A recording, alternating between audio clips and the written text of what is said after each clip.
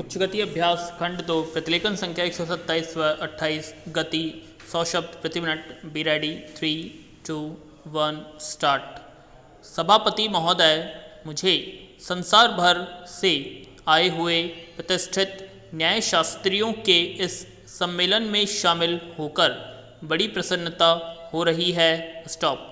मुझे बताया गया कि यह पहला अवसर है, जबकि international bar association law Asia और भारतीय बार एसोसिएशन द्वारा संयुक्त रूप से इस प्रकार का क्षेत्रीय सम्मेलन आयोजित किया जा रहा है, जिसमें उन आम कानूनी समस्याओं पर विचार विमर्श किया जाएगा, जो हमारे सामने मौजूद हैं।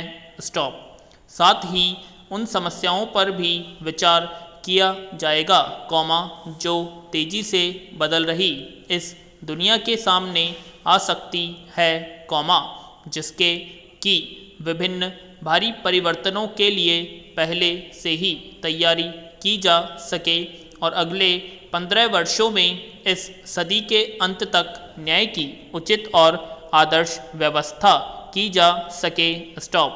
मुझे खुशी है कि इस सम्मेलन में ऐसे लोगों को, जिन्हें सुविधाएं हासिल नहीं है, खासतौर से स्त्रियों को कानूनी सहायता दिए जाने के बहुत ही महत्वपूर्ण विषय पर भी चर्चा होगी। स्टॉप।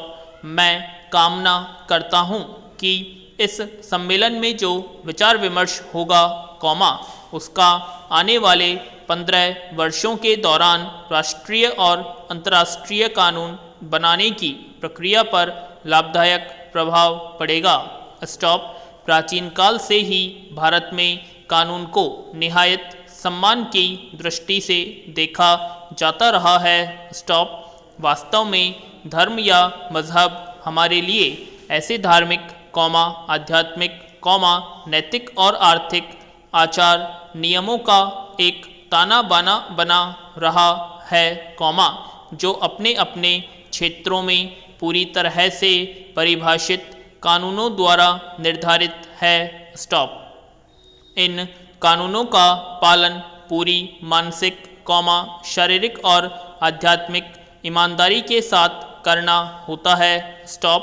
कानून के निष्ठापूर्वक पालन के कारण ही हमारी सभ्यता और संस्कृति सदियों से राजनीतिक उथल पुथल और विदेशी हमलों के बावजूद न केवल जीवित ही रही है, बल्कि इसने एशिया के दूसरे देशों के लोगों को भी प्रभावित किया है और मानव चिंतन के विकास में योगदान दिया है। स्टॉप। पैरा। पाषाण काल से लेकर आज के निहायत ही औद्योगिक वातावरण तक समाज की प्रगति के साथ साथ कानून की धारणा में भी भारी परिवर्तन हुए हैं। स्टॉप। बैलगाड़ी के युग से आज के सुपरसोनिक युग तक आने में मनुष्य की गतिविधियां इतनी बढ़ गई हैं, जिनकी पहले कभी कल्पना भी नहीं की जा सकती थी। स्टॉप।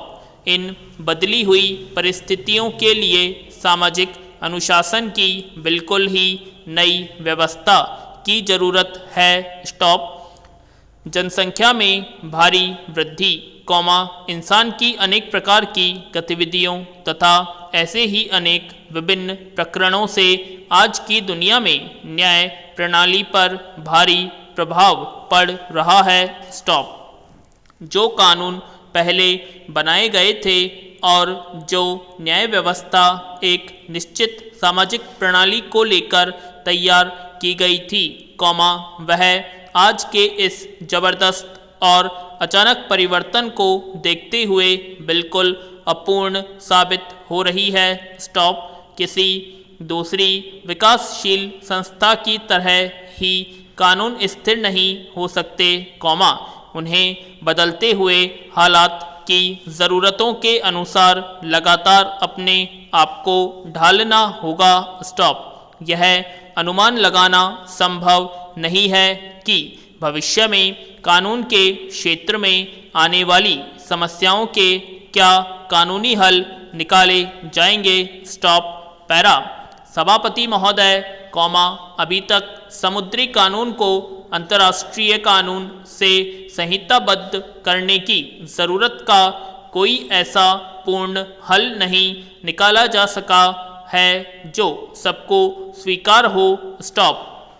हम पहले से ही अंतरिक्ष में दुनिया के भिन्न राज्यों के अधिकारों और जिम्मेदारियों को नियमित करने के लिए कानून बनाने की समस्याओं का सामना कर रहे हैं। स्टॉप। मुझे खुशी है कि न्यायशास्त्रियों की 2 अंतर्राष्ट्रीय और 1 राष्ट्रीय संस्था अगले 15 वर्षों में इंसान की ज़रूरतों का अंदाज़ा लगाने और सन 2001 में न्याय की व्यवस्था के मार्ग में आने वाली चुनौतियों का सामना करने के लिए आपस में मिलकर विचार विमर्श कर रही है।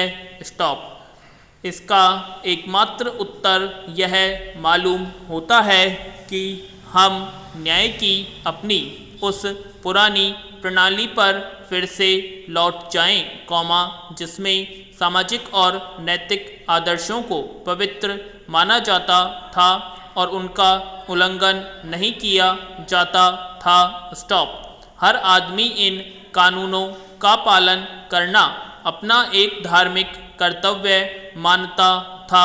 स्टॉप। आज वैज्ञानिक और आर्थिक प्रगति के कारण धर्म का प्रभाव कम हो गया है। स्टॉप। इसलिए समाज को इन बदलते हुए हालात के मुताबिक अपने आप को ढालना होगा और नई मान्यताएं तथा आत्म अनुशासन पैदा करना होगा। स्टॉप।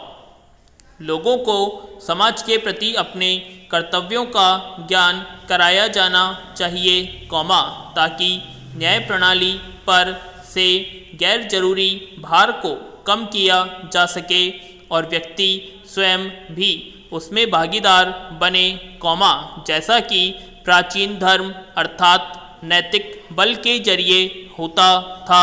स्टॉप। पैरा। मुकदमेबाजी अब एक मनोरंजन जैसा कार्य बन गया है। स्टॉप। कभी कभी सिर्फ शौकिया तौर पर और कभी कभी कानून की गिरफ्त से बचने के लिए लोग मुकदमेबाजी करते हैं। स्टॉप। कभी कभी कानून और कानूनी पाबंदियों के उल्लंघन के लिए अदालतों का सहारा लेना एक सुरक्षित साधन माना जाता है। स्टॉप।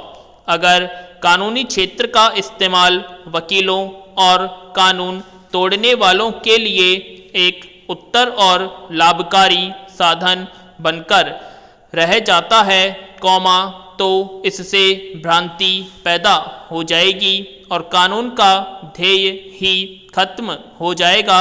स्टॉप।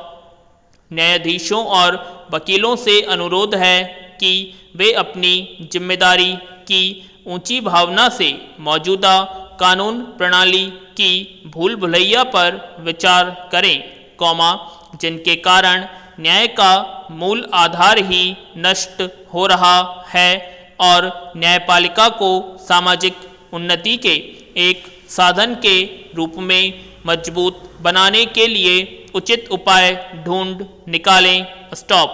आज आम आदमी अदालत में जाने के विचार से ही कतराता है। स्टॉप। उसे यकीन है कि अदालत का मतलब है कि बहुत महंगी और लंबी लड़ाई, जो शायद उसके जीवन में खत्म हो या न हो।